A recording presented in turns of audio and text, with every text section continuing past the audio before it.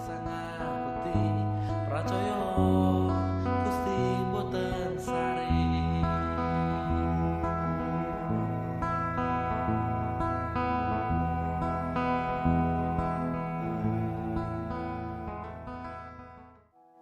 Nah, kita lanjutin lagi obrolan kita kemarin. Masih bareng saya Yuda. Saya Iwan. Kita masih akan pertegas tentang corona dan ibadah gereja ini. Mas, di sekitarku, atau bahkan ada orang yang kenal juga kan, ada yang berpikir bahwa sebenarnya kita nggak masalah tetap melakukan sesuatu seperti biasa gitu. Toh kita anak Tuhan, kita pasti akan dilindungi Tuhan. Kita pasti akan dihindarkan dari hal-hal itu, termasuk dari corona. Orang Kristen itu kebal, ada yang berpikir seperti itu. Wah, jangan. Orang Kristennya nekat itu. Oh, nekat. Nekat. Mereka menggunakan kebodohannya. Tak biasa saya anggap bodoh sih. Ya karena pemerintah sudah hancurkan seperti itu. Tapi mereka masih melanggar. Bukan kadang sudah disuruh jangan ibadah dulu, tetapi itu kan bukan ibadahnya, tetapi mengumpulkan masanya ya. Itu yang bahaya kan, itu penyebaran virus kan karena ya banyak orang di situ dan bukan berarti kita lebih takut pada pemerintah daripada benar. Lebih takut pada Tuhan, enggak juga sih ya, tapi artinya ini menarik sebetulnya, ini kan banyak mempertentangkan ini takut dengan pemerintah, takut dengan Tuhan gitu. Nah, ada banyak kisah di Alkitab yang setahu kita mungkin terkait dengan itu, Mas ya. Ketika Daud dikejar-kejar Saul, Tuhan membawa dia untuk menyingkir lebih dahulu. Enggak langsung langsung dihadapi aja kan, enggak begitu. Itu juga menjadi menarik ya, kan? Tuhan punya maksud kan di situ. Sama aja ada kisah Yesus sendiri waktu dicobai. Cobai oleh iblis ya. Enggak langsung dia ikut apa maunya iblis, tetapi dia bisa aja iblis langsung nyakau bisa, tetapi kan ada maksud lagi. Dia pakai hikmat mengajarkan pada kita untuk orang Kristen itu punya hikmat. Jadi nggak langsung nekat aja gitu.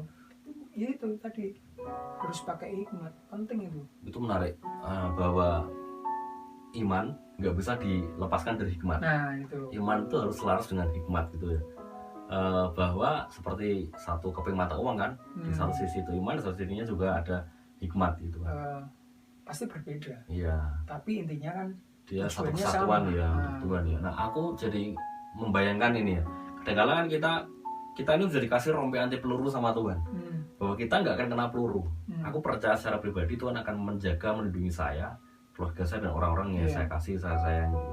Tapi kemudian apa kita sudah pakai rompi anti peluru, lantas kita dengan enaknya saja kita langsung terjun ke medan perang di tengah baku tembak, kita berpikir tenang aku nggak akan kena tembak gitu.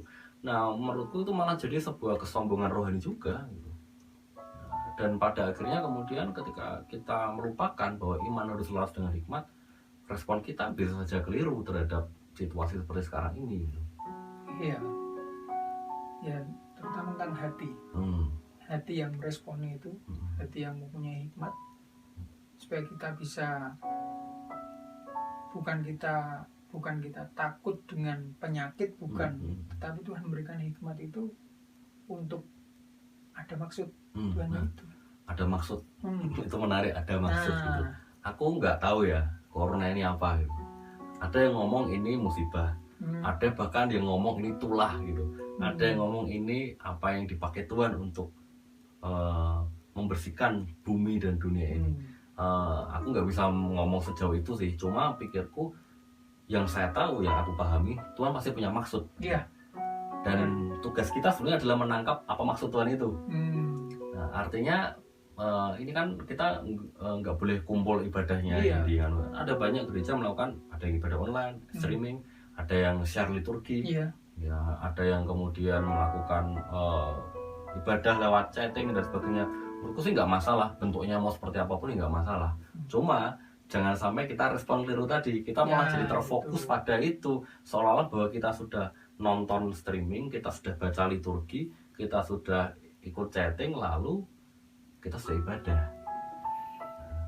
Kembali saya ingatkan yang episode kemarin, memang esensi dari atau maksud Tuhan dari ini itu kembali ke keluarga lagi, bro. Ada keluarga. Nggak bisa kita melupakan ya. Itu keluarga itu penting karena yang saya tangkap loh, saya tangkap maksud Tuhan itu kembali pelayanan keluarga, bukan pelayanan bukan suatu ibadah di keluarga itu bukan, tetapi pelayanan di keluarga itu sudah menjadi ibadah. Nah, kita mengasihi istri, kita sayang anak, mengasihi suami, mengasihi istri. Kan kalau kita mengasihi istri anak dan keluarga kita juga semuanya ya. Itu ibadah, itu sudah ibadah. Bukan ibadah yang secara paliturgi itu bukan, itu memang nggak salah, memang itu benar, tapi esensi dari pelayanan sendiri, pelayanan keluarga itu ya kembali ke keluarga. Nah, kembali ke keluarga, dan yang paling utama sebenarnya kembali ke esensi ibadahnya itu kan ibadah yang sejati itu kan bicara tentang hati kan. Itu saya ingat ada satu lagu ini. Oh, ini lagu dari PKJ. Kalau teman-teman dari GKJ atau gereja-gereja Protestan tahu ini. Apalah arti ibadahmu kepada Tuhan bila tiada rela sujud dan sungguh. Gitu. Hati kita harus sujud, hati kita harus bertemu. Artinya ada kerendahan hati. Benar. Tuhan pengen dengan ini semua kita kembali ke hati kita masing-masing. Kita kembali memuji Dia, menyembah Dia, beribadah sama Dia dengan segala kerendahan hati. Iya, bukan gini. Bukan, apalagi sekarang yang streaming ini. Saya lihat ya kasihan juga kalau gereja memang nggak ada yang streaming. Tapi yang streaming itu ya tadi ibadah itu bukan tentang masalah gedung, bisa streaming. Iya, bisa streaming, misalnya itu bisa macam-macam. Bukan alat-alat yang canggih untuk seperti itu. Tapi ya itu tadi ibadah yang sejati. Ini kan adalah hati kita. Benar, kembali ke keluarga kita, kembali ke orang-orang terkasih, kembali ke orang-orang yang kita sayang. Kemudian bersama-sama kita meletakkan hati kita untuk menyembah Tuhan. Menurut saya mungkin itu yang bisa kita tangkap dari corona ini, bahwa Tuhan ingin kita kembali kepada ibadah kita yang sejati. Hati kita, bukan kehadiran kita secara fisik, tapi hati kita. Karena kita yakin dan aku sih percaya apa yang murni, apa yang tulus, apa yang berasal dari hati kita pasti akan sampai ke hatinya Tuhan.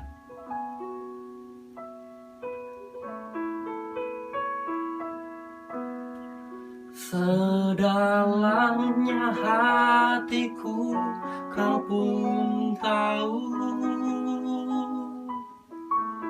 dan kasih-Mu tak jauh dalam jiwaku.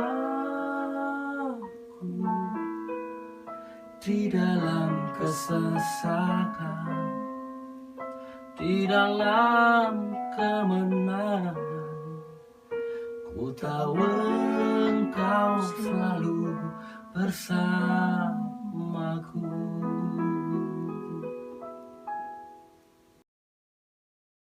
Gusti mboten